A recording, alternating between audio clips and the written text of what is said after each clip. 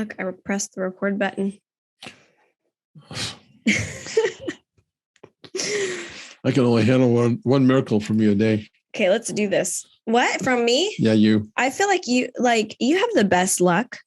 I do? I feel like you do. Why, because I have you or something? No. The best that luck? is one reason. Do you know what just happened to me? A windshield repair for $500? And guess what? You're gonna get it repaired in the day it happened. Lucky. Oh, okay. You had I was looking on the negative side. Coffee container and you left it on the back of your truck.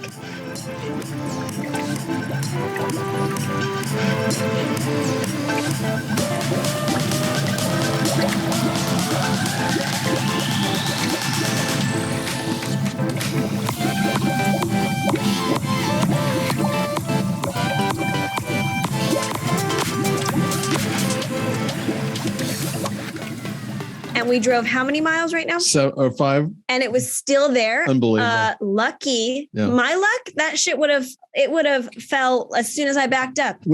We call that living on the right side of the tracks. You find money all the time. I do. What else? Well, are you so lucky about? I'm looking at the camera. I'm looking like I'm lucky that I'm looking younger. You think you look younger? No, I don't think so. I know. I wish I would have known you back in the day. My eyesight has gotten worse, but I still think that. I wish I would have known you back in the day, so I'd have something to compare it to. Well, based on most people that I've talked to, you were awful back then. Better to know you now. Jerk, asshole, wouldn't big shit. You. Egotistical. I didn't think Cocky. so. I didn't think so. Big head. I didn't think so. Gym rat. Well, how far back are you going? I was going to go back. I was going back. You were probably a cocky guy. You know what? Let's talk about that. I think that in high school, you were probably the jock that was super cocky, got every girl, knew you got every girl, knew that your shit didn't stink. Every guy wanted to be you. Every girl wanted to have you. And you probably weren't mean, but I'm going to say you were a little like stuck up. Okay. Let me respond. First of all, I think that part of what you're saying is true. Every girl wanted to be with me and every guy wanted to be like me. I think that was probably mostly true. Okay. Yes. But I didn't like whore around in high school. I had one girlfriend in high school. One? Yeah, one. Sue. From freshman to senior. Let me think. Yeah. Sue Kuchel. How about that? How long were you guys together? All the way until I went to college. So you were with her. When did you guys get together? God damn, this is an interrogation. I'm going to say. As a freshman? As a sophomore? Hold on. I don't think so. I was driving. So no. Maybe sophomore. Did you drive when you were sophomores? I think so. I think it was like maybe sophomore or. So you guys were together for like 3 years? A couple, at least. I didn't. And then before that, no girlfriends. I was into sports. That was my mistress, my bitch. Sports. Still. So you didn't have girlfriends freshman year? Not that I could remember. All I remember in high school is Sue. Huh. Sue Kuchel. There was one girl, I can't think of her name, but I remember she had black hair.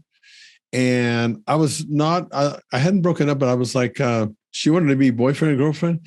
That bitch had some fucking control issues. I mean, right now, you talk about, back then we used to do our rings. Oh, yes, and they'd wear it around their neck. And that was like, you were theirs. Whew, this bitch wanted that right now. And I kind of went for it, but it felt really bad. And I broke up with her immediately. And I was afraid there was going to be some serious consequences. She was a little bit crazy that way. No, I didn't. I was. And she wasn't crazy when you broke up with her? Who? Black hair girl. Well, slightly, but we weren't together. I mean, I think we were together like 2 weeks. That's together. For 2 weeks? Yeah, you would think that. So she wasn't crazy. Well, kind of. She kind of acted up. I was kind of afraid of her. Like shit was going to happen. You would actually be afraid of women? Well, hell yeah. I had good instinct because later, many years down the road, when I had my divorce, Holy shit. What's the craziest thing a woman's ever done to you? Well, let me see. Well, actually, first off, would you consider women to be crazy? Oh, they definitely are. I mean, guys are too. So yeah, but they can be crazy. Oh yeah. Okay, tell me some crazy stories that you have. Well, when I broke up with a girl that I was seeing, this was like older before. Around the time I was married. You can't say who it is either. I'm not going to. Okay. I don't want to have this happen again. But they like broke my windshield of my car. I mean, that's. And what did you do to these women to make them do that? I didn't commit. They wanted me to commit. And they said, you can't fucking commit. I thought I was doing a good thing long term because it was like, I'm seeing into the future. This ain't going to work. The person I'm talking about had kids. I already raised 2. And good thing that, I talk about a lot of times, in our other podcasts, maybe this one too, our life coaching series that we're doing about people looking in the mirror on an everyday basis. Mm-hmm. I was having that moment during that time with this girl, and she was awesome. She was, for the most part. But, like anybody, listen, we have a side of us that is just, if you in a relationship, if you can't tolerate that, everybody's got their own crazy, I think. Every one of us. It's just a question if you're that crazy, you can tolerate that. And it wasn't as much her being crazy or me being crazy, because we're all crazy, but it was the idea that I knew in my heart of hearts I couldn't raise somebody else's kids. And again, it's probably because of the fact that I had already done that. My kids were already in high school. They were young kids. Yeah, they were young. They were young kids.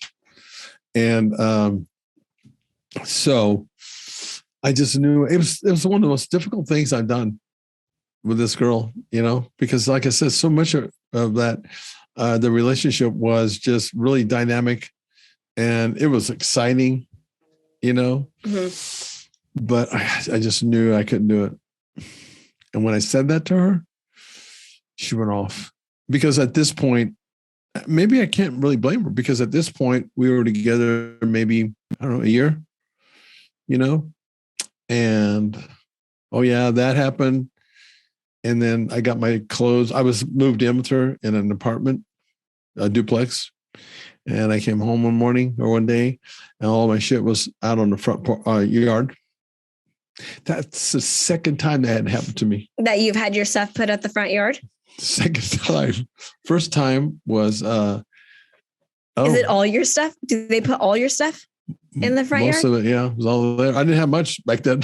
I was going through a divorce, and you get real lean about having a lot of stuff.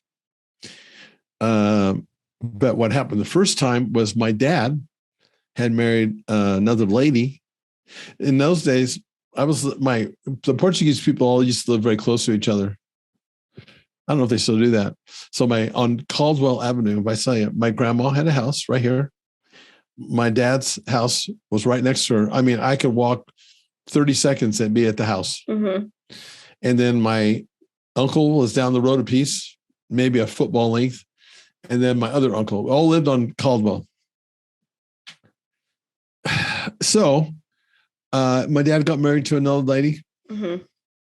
I didn't like her. She was a filthy fucking pig as far as the house cleaner. Oh, okay. The house is always a fucking mess. And I didn't like that. That was gross. Mm-hmm. And she knew that. And there was friction right from the beginning. It's hard to mesh. She had kids. I'm in high school, I guess, at that point. Well, came home one day and all my clothes were outside. She threw my clothes out. That's when I went to live with my grandma. The rest is history. That's where I stayed, my grandma's house at that point. It's the best thing that happened to me. I had to take the shot, though. And that's actually kind of a life lesson, I think, when I look back. I knew in the heart of hearts, And I think we have to be able to know that instinctively. Have you ever felt that? Like, I just know that this is wrong. I just know on some level that I'm right. Yeah. I've had that feeling where I just absolutely knew. I absolutely knew that I could not tolerate that living situation. I knew that. And I was so torn by it. I mean, it's my dad was there. You know what I mean? I was torn by that. Just like with that girl, I was torn by that. In both cases, basically what I did is I took a stand.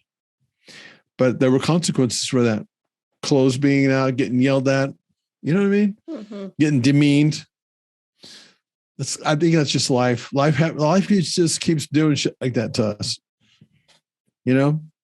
So the original question was, how did you know she was crazy? Well, she took my shit out, you know. Well, like what was crazy stuff? And then windshield? Windshield, that's at the gym. That got broken. I mean, what do you do when this happens? You just take it? I took it. I didn't respond. Like, she threw a weight through my car window.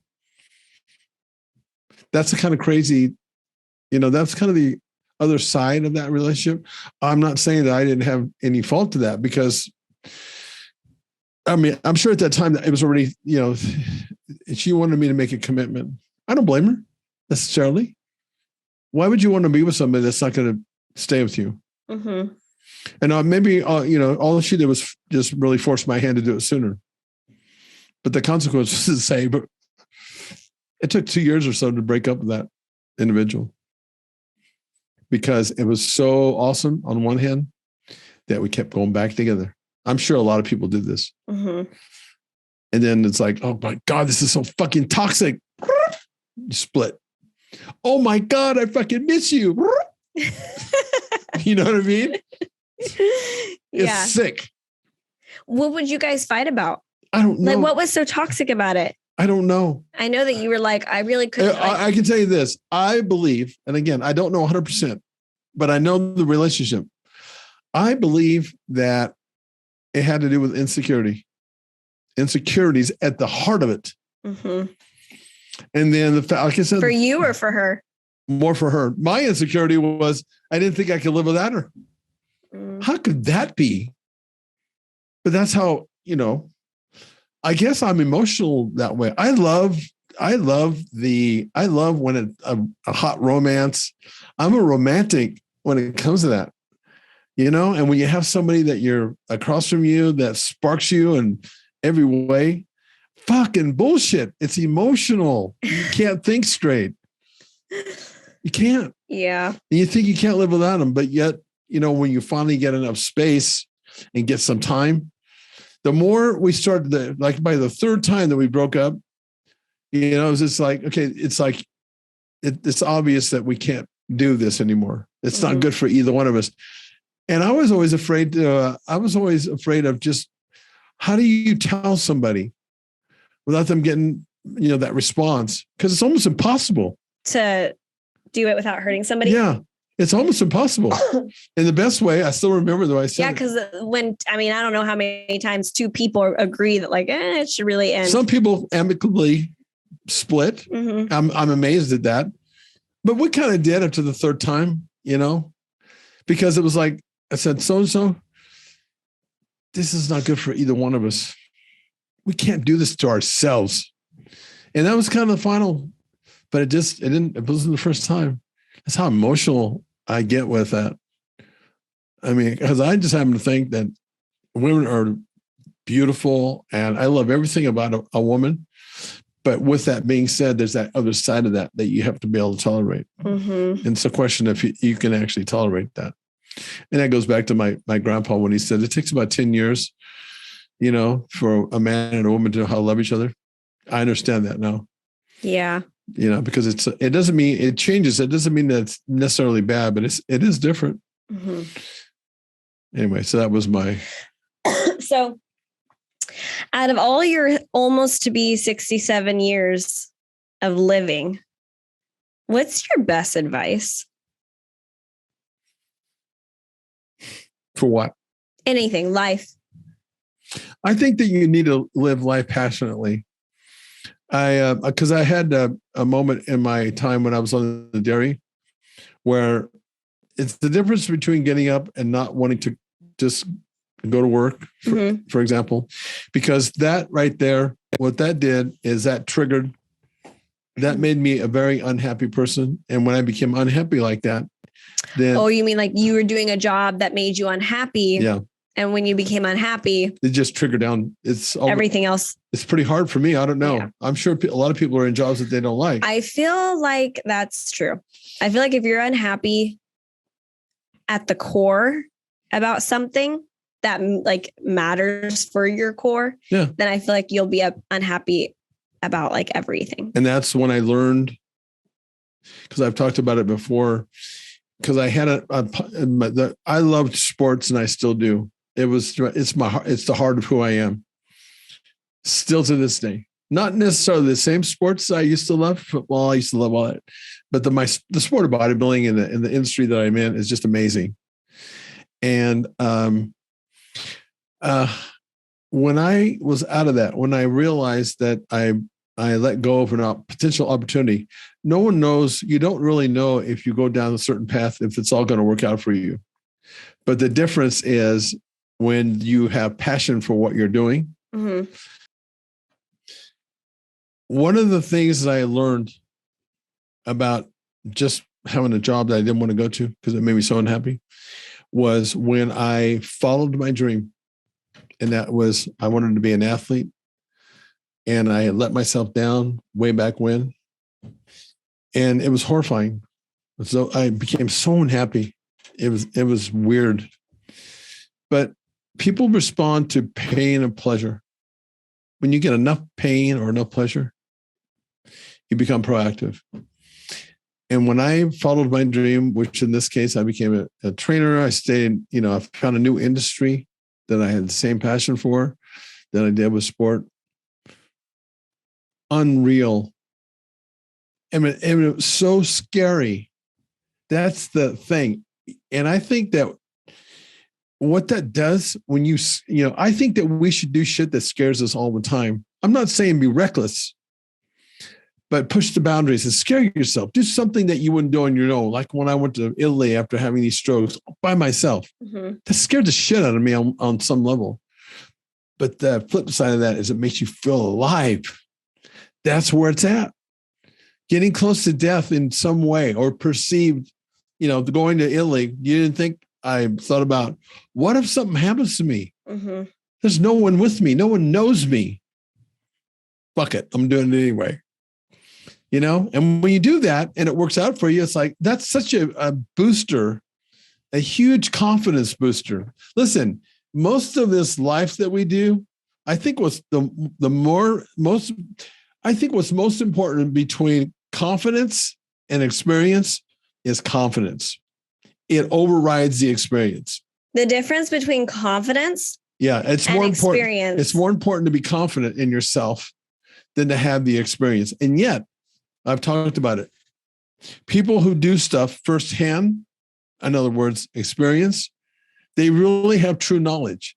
But even with that being said, if you're not confident, think about that for just a minute. When you're confident, if you could actually put yourself in a spot where you're just completely confident. Mm-hmm. Have you ever been completely confident? Yeah. Or nothing scares you and I'm just confident and that's more important. And when you put yourself out there and you expand your horizons and challenge yourself to the point where you're scared shitless out of your mind. That will build confidence, right? Damn right. That's what it does.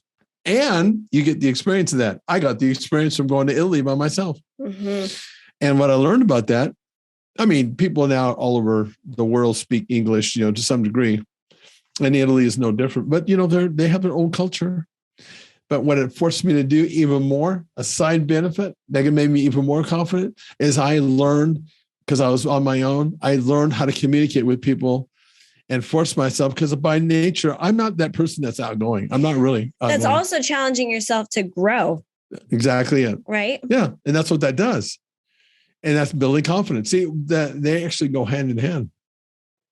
Growing and building confidence. Yeah, it goes hand in hand. And also doing something that scares you. Yeah, it's the growing, but yet sometimes on the front of it, like going to Italy, or getting up in front of people. When I first started speaking in front of people, scared out of my mind, dropped classes when I was in college because I couldn't face that. Mm-hmm. But when I did, it's like, something, it wasn't as bad as my mind had trumped up. Our mind can be like, that can destroy you. It can be your best and worst enemy. Mm-hmm. You know what I mean? And again, that's tricky. Whoever, evolution or whatever you believe in, that's kind of like, wow, you couldn't separate that a little bit, so you put it all in the same, they're kind of one and the same. Yeah. Interesting. So your advice would be things like do something that you are very passionate about in life. Yep. And do things that make you uncomfortable. Yep. Because that's going to help you become confident and continue to grow. Roger the fuck that. and then having you always told me kind of in that lineup, having you always told me to constantly continue to grow because then you don't start dying. That's right. Remember we talked about something like that too? You either grow or die. Uh-huh. If you're not growing, you're dying. Mm-hmm. I mean, look, the reality is we're dying every day, a little bit at a time. Obviously. I mean, it's like, when you take a look at that harsh reality, it's like, fuck, and yet so many people say, I'll do it tomorrow. Oh, I'm not going to, I'm this and I'm that. Yeah. You know what I mean? Because you're dying every single day. Okay. So then what about to the people that would say something like, I don't need to grow because I'm fine where I'm at, because, we all have room to grow in all areas. Yeah. So what about the person that's like, no, I don't need to grow. I'm fine where I'm at. Life's good here. Let's say that they're even just content. They're content there and they don't really feel the need to build better relationships or put themselves in uncomfortable situations to help them become the full potential that they have, because they think that their potential is good or maxed out, maybe even. The beautiful thing is, it's a good thing that we're not all the same. That's what makes us very unique. Mm-hmm. And certain people are just, if everybody was like my personality, that would be kind of boring. I guess that's true. You know what I mean? So you have to have people with different personalities. Well, and so what I'm saying to you is that, look, if you're content, my dad said something to me that was really interesting. I just talked about this morning to somebody that I know. And when I was going away to college, I was the first in my family to go away to college. One of my cousins, we were supposed to be next generation, works the dairy, works the farm. Mm-hmm. I was the outcast, the black sheep, they called me. How long did you go to college for? 3 years. Okay. I went to junior college, and then I got a scholarship to go play down in LA. And that was just like, when I went to LA to go play, you should have heard my family. Don't let that kid go. Don't let him go. It's going to change him. This is the mindset back then. I mean, in Portuguese culture, at least, we had a dairy. It was just a given that the next generation was going to take it over. Mm-hmm. So me doing that was like me killing somebody, believe it or not. Again, that was one of those things. I will tell you this. My dad was very supportive. I have to give him credit for that. But my uncles, and I mean, it was just like, holy shit. It was scary. So you're already not normal. Yeah, I guess not. It was scary. Again, I was right. When you start looking back at your life, how you lived it, there were any moments that you probably scared the shit out of yourself or, been adventurous or whatever. I mean, that for me was another, I guess a life lesson, because I decided to go against what was being said, but not by my dad. My dad was very cool about that. But the point I was going to make is, I told my dad one day, I said, I was really happy. I got this scholarship. I was moving away and something brand new. And I told my dad, I said, are you going to be sad that I'm leaving? Because I was there, we're attached like at the hip, working on the dairy and everything. And he told me something. He said, son, if and when you're happy, I'm happy. That is like, you see what I mean? Solid from a parent. Well, because how about if he'd said this? Look how that would have changed the whole feeling. How about if he had said, yeah, go ahead and go. Hope you fucking enjoy yourself. Well, I'm here killing myself. The guilt thing. Oh, yeah. Because parents do that. What is, that's stuff that you learn from shrinks or just having a lot of common sense / wisdom. Mm-hmm. When he said that, Cara, it changed my whole. Oh shit! I'm almost breaking up. He was in my corner. Yeah. He stood up for me. Oh yeah. fuck. Yeah, no, that's I'm getting more like sentimental as I'm getting older. You know why that is? Fuck. You know why that is? You know why that is? Because of the pills that you're taking. No. You know why that is? No. You know why that is? Why? I saw it with my dad, but as he got older, it's getting older. You start reflecting on your mortality or your immortality, lack thereof. No, serious, it is. This shit gets me. I'm thinking, what the fuck is wrong with me? I talk about shit like this and I get all choked up.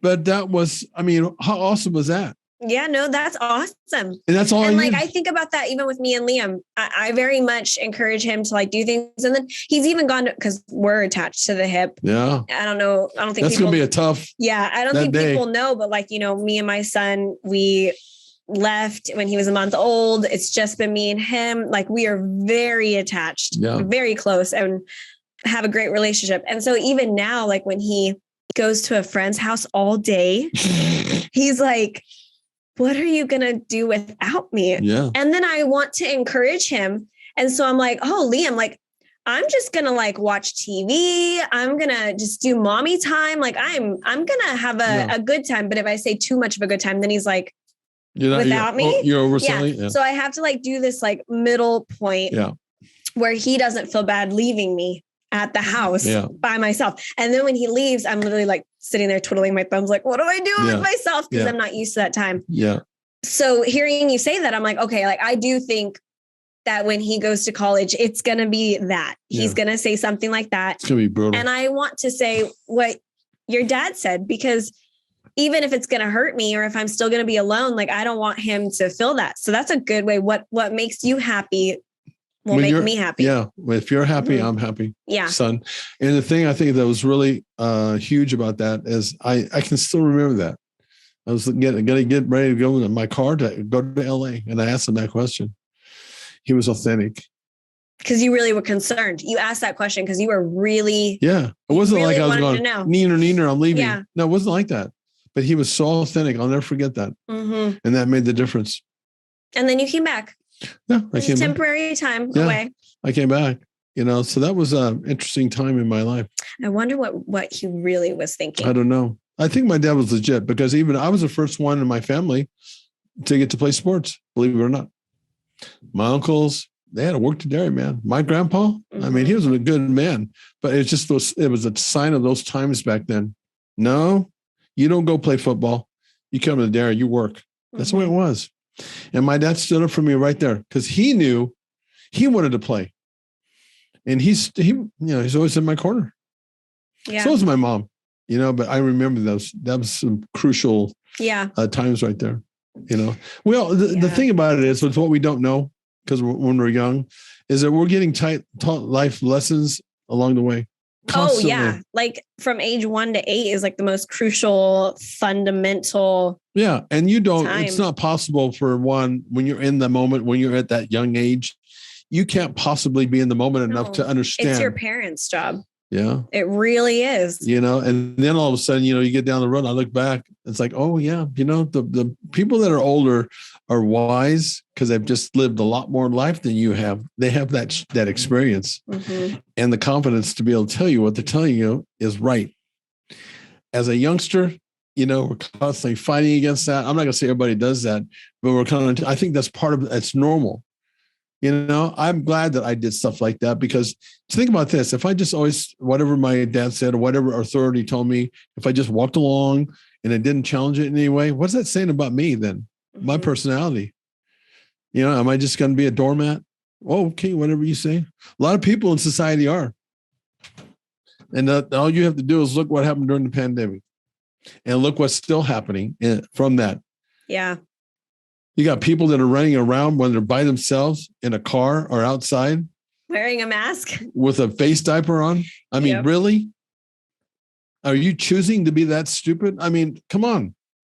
I just think there's so much, you just all of a sudden it's like lockstep. You get in line and you never question anything. I don't think that's a good thing. So I don't know where I got that from. I don't know if that's something that's innate. In other words, it's just in me.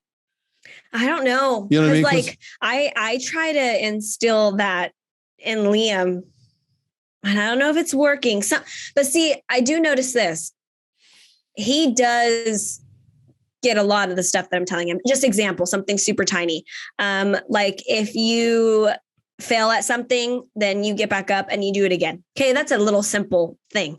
But like I've noticed him, he would attempt to do something on the scooter, fell, cut his leg up, and then he would get back on the scooter. And instead of like just getting back on and going off, he would tell me, look, I did what you said. I fell, but I'm getting back up. So I'm like, oh, he's actually listening to like the things that I teach him. So it might have been something that you saw. No, that's right. I think you're absolutely right. Or like were taught. And then it just was so deep in your subconscious that it just became you. I think that's definitely a part of it. But was your dad a lot like you in that area? Well, I'm not really sure about that. But let me explain something to you what you're saying. And I think a lot of people will say that you don't really have anything to refer to in this case. I have two boys, and their personalities are much different than one another's. Similar, but starkly different. They're around the same dad. Yeah, that's interesting. You know what I mean? Yep. I just think that it has to be somewhat instilled. It's something, well, or something that's already that DNA, you're born genetics. Somehow it has to be because your DNA is the same with their kids. Yeah, it's like I've said before. I can't believe that these two kids came out of the same mom and dad because they're so different. Probably has to be a personality trait, but it's something that they're born with. Yeah, and then a lot of parents will try to instill something in their kids, but it doesn't work. Right. So, at some point you can't really change somebody a lot because if that person is just passive, you just. True. You know what I mean? True. But that doesn't mean that you shouldn't instill, some. Okay. But here's a question.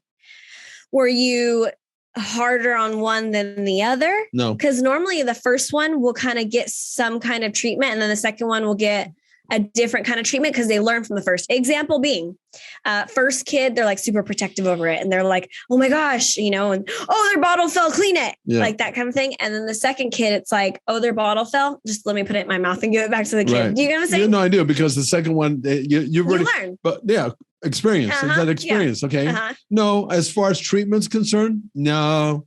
I remember when because I would punish my kids if they did something wrong, and they both that had to be consistent. It was consistent. It's consistent.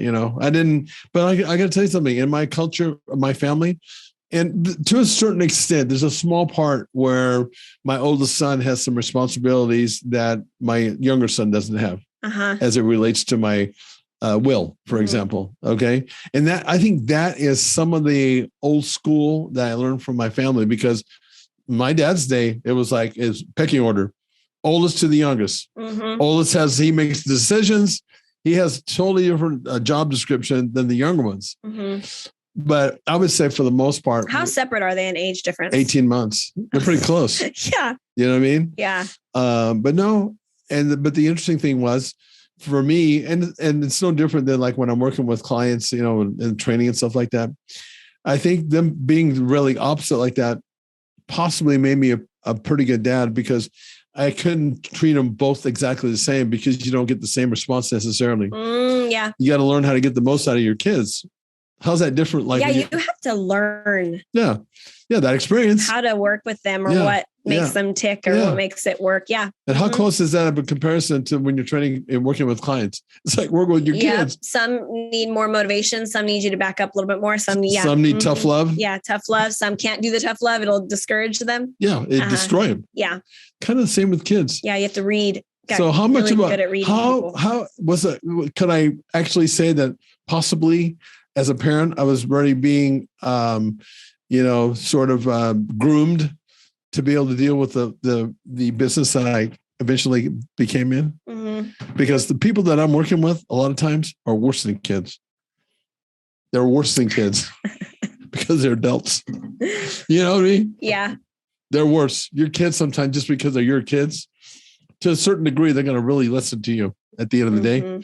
But at some point, it'll change too. You'll see as your kids get older. Not that's a bad thing. They just challenge you. They start to challenge And that's good. Your parenting, your experience, what you're saying. That's good. Or they just are asking like they want to know the why. That's good. Why are you making me do that? Right. Like Liam, I'll be like, Liam, put a different shirt on. He's like, why? And then I sit back and I kind of think about it. And I'm like, I mean, that's a good question. Like he's really like, why do I need to put another shirt on? And I think the worst answer that parents give is because I said so. Just because. Okay. But sometimes I do say that because I really don't have a reason. Like I don't, it's just. How about this reason? Because you're under 18 years of age and you're under my roof. Go do that now. Well, today that's playing a card. Today I gave him a shirt and he was like, no, I want that gray shirt. And I was like, no, wear this one. And then he put it on. He was like, why? And he brought me the shirt. He was like, why can't I wear this shirt? And I gave him the reason. I was like, that looks nicer than that shirt. And it's open house today for school. And he was like, how does it look? And I was like, okay, now we're done with the conversation. The funny thing about that is, are you doing that because it's a bad reflection on your mom? If you go looking I'm not a fan of the shirt he picked. It's geek, or just say, look, you know what? God bless you. You have your own spirit. Go for it. There's one shirt that's like the shirt that you go out and play in the dirt in. I don't know about that. And then there's one that you wear that is more presentable. Well, I know, but at 8 years of age, do they really understand fashion like you do? No. That's why I help him. Well, I know. I'm not saying that you shouldn't. I'm playing devil's advocate. I'm not saying that you shouldn't. And it's kind of like it's like a little too short, and he likes to wear like a little too short, and then the pants are a little too short. And I'm like, no, dude. Look, maybe the natural order of things would straighten this thing out. Think about this: if you go to school looking like a doof, or the kid that says, and then. It's like he comes back home and goes, Mom, I never want to wear that stuff that I put on. I don't think he made me pick on him. Why, Liam? Well, because they all made fun of him. No. And you know what? He doesn't care about that. Like my kid would go to school wearing a dress jacket with like the tie. He would want to wear that to school and I would let him. And I'm like, okay, you'll learn. Listen, you are his parent. He loved that outfit. He didn't care what anybody said. You can make the call. I mean, there's sometimes you have to say, I'm still your mom. I'm still the authority. I think he does really well at just listening to like adults. Yeah. Because like, for example, we were in karate the other day and he was like,